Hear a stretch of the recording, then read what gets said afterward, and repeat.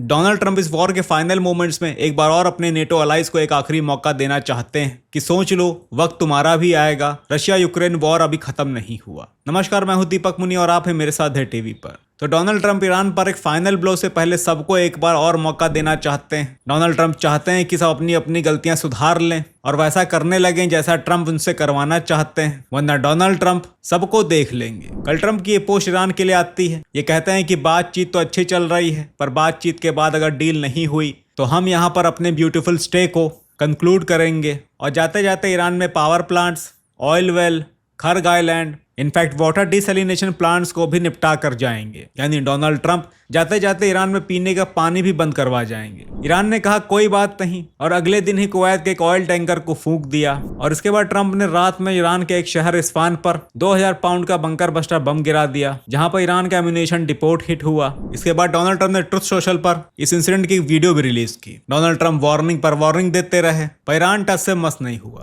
अब Donald Trump Iran में सेना उतारने वाले हैं और ईरानी यूएस सोल्जर्स का वेलकम करने को तैयार बैठा है। अच्छा, इधर ट्रंप अपने नेटो पार्टनर्स को भी धमका रहे हैं, क्योंकि अब ट्रंप को इस वॉर में ना सपोर्ट करने वालों की गिनती बढ़ती चली जा रही है। Spain, Italy, France, Japan, Germany, ये वो देश हैं जिन्होंने ट्रंप को साफ ना बोल दिया। पोलैंड तो इनको इनकी ही पैट्रियट मिसाइल डिफेंस सिस्टम की बैटरीज को ही देने से मना कर दिया। पोलैंड ने कहा कि ये नेटो की प्रॉपर्टी है और यहाँ पर इसकी तैनाती पोलैंड की रक्षा के लिए हुई है। पोलैंड इनको मिडिल ईस्ट में नहीं जाने देगा। इससे पहले यूएस साउथ कोरिया से इन्हीं पैट्रियट्स को निकाल कर लाया था। निसंदेह यूएस को और मिसाइल डिफेंस बैटरीज की जरूरत पड़ रही है। प्रोडक्शन उतनी स्केल में हो नहीं सकता, इसलिए जहां पर भी ये बैटरीज अवेलेबल हैं, यूएस वहां से निकाल कर इनको मिडिल ईस्ट में डिप्लॉय करना चाहता है। यूएस नेटो की सहायता न केवल स्ट्रेट ऑफ हॉर्मुज को खुलवाने के लिए चाहता है, बल्कि वॉर अगर ऐसे ही चलती रही तो यूएस को आने वाले वक्त में अपनी सुरक्षा के लिए भी नेटो की जरूरत पड़ेगी। यूएस को बैकअप चाहिए और इसी बैकअप के लिए यूएस नेटो का साथ चाहता है। और इसके लिए डोनाल्ड ट्रंप को जो समझ में आता है डोनाल्ड ट्रंप वो बोल देते हैं। इसलिए एक बार फिर डोनाल्ड ट्रंप नेटो कंट्रीज को एक आखिरी मौका दिया है। डोनाल्ड ट्रंप कहते हैं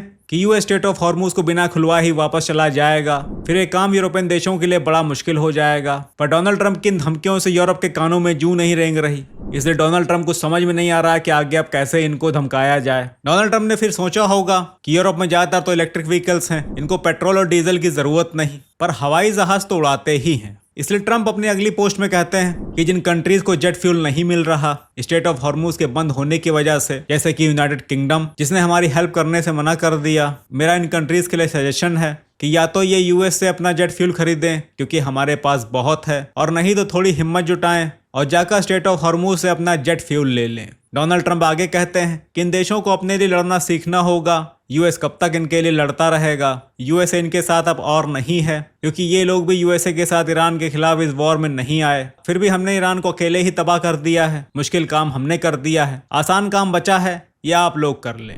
लगे हां तो डोनाल्ड ट्रंप ने फ्रांस और फ्रांस के राष्ट्रपति इमैनुअल मैक्रोन को भी लपेटा। कहा कि फ्रांस इजराइल की तरफ जाने वाले हमारे प्लेन्स को अपने ऊपर से गुजरने नहीं दे रहा। फ्रांस हमारे साथ बहुत अनफ्रेंडली रहा है, हम इस बात को याद रखेंगे। तो ये कहानी है डोनाल्ड ट्रंप की। डोनाल्ड ट्रंप तरह तरह से अपने सहयोगियों का साथ लेने के लिए कोई ना कोई ट्रिक करते रहते हैं। कोई इनकी चालाकी समझ नहीं पा रहा है, और अगर समझ भी रहा है तो ट्रंप की बला से। ट्रंप फिर भी ये सब ट्रिक्स प्ले करते रहेंगे। तो इस वक्त यूरोप के तमाम देश ट्रंप का इनडायरेक्टली भी साथ देना नहीं चाह रहे, और जो डायरेक्टली साथ दे रहे थे यानी कि अरब के देश, ट्रंप अब उनसे वॉर के बाद इस वॉर के सारे एक्सपेंसेस वसूल करना चाहते हैं। यार मानो ना मानो, ये आदमी वाकई में रशिया का एजेंट है, जो अमेरिकन राष्ट्रपति बनकर यूएसए का अंदर से बैंड बजा रहा है। अब अगली तैयारी इनकी बूट्स ऑन द ग्राउंड की है। इनको खर्ग आइलैंड कैप्चर करना है और उसे कैप्चर करके ईरान के तेल पर कंट्रोल बनाना है। डोनाल्ड ट्रंप ने इस सब का इशारा देना भी शुरू कर दिया है। ये 1987 की अपनी ही एक वीडियो को पोस्ट करते हैं, जिसमें बताते हैं कि ईरान ने यूएस के लिए कितनी मुश्किलें खड़ी करी हैं। यूएस को चाहिए कि ईरान के तेल का एक बड़ा हिस्सा अपने कंट्रोल में ले ले। Why couldn't we go in and take over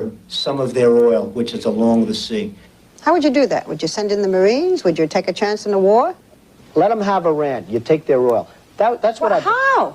How? I mean, do we want a war? What do you mean go we in, take their oil? You go in. You're How gonna have do a we war, go Barbara. in? You're going to have a war by being weak. Okay, how do we go in? What do we do? Excuse me. Yeah. You're going to have a war, and it's going to start in the Middle East. What if the Soviet Union said, you do this to Iran, we're going to come in? I don't believe they'd do it.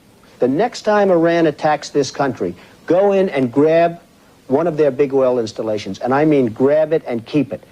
And get back your losses, because this country has lost plenty because of Iran. तो ये इरादे इनके अब के नहीं हैं, ये इरादे इनके पहले के थे। जाते जाते आखिरी प्रेसिडेंसी में ये सारे एक्सपेरिमेंट्स करके देखना चाहते हैं।